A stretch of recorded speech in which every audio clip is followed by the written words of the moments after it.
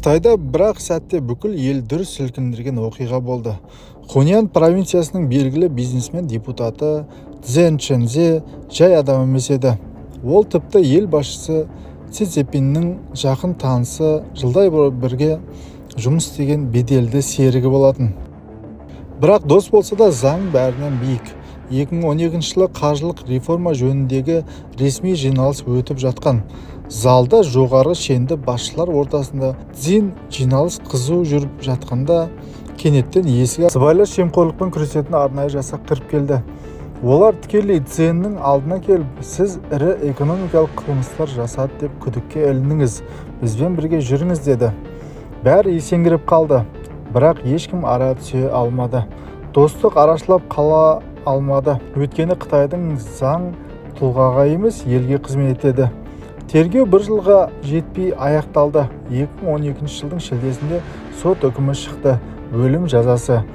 Үкім сол күні орындалды.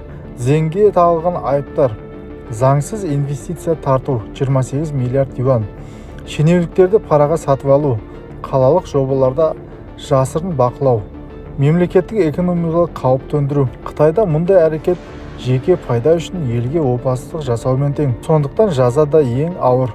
Көп адам сот шешімін қолдады.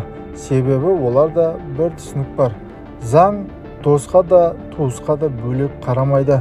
Сіз қалай ойлайсыз? Елдің ақшасын жеп мемлекетке зиян келтірген адамға осындай жаза әділ ме, жоқ әлде тым қатал ма? Өз ойларыңызды жазып кетіңіздер. Ақпарат қызық болса, маған жазылып, комментарий жазуды ұмытпаймыз.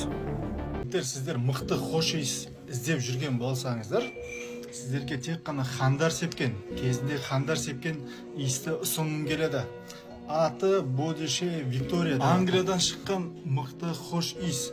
Бұл Қазақстанда бар ма жоқ па білмеймін, бағасы 550 мың теңге тұрады. Қаласаңыздар номерін жазып кетемін, хабарласыңыздар.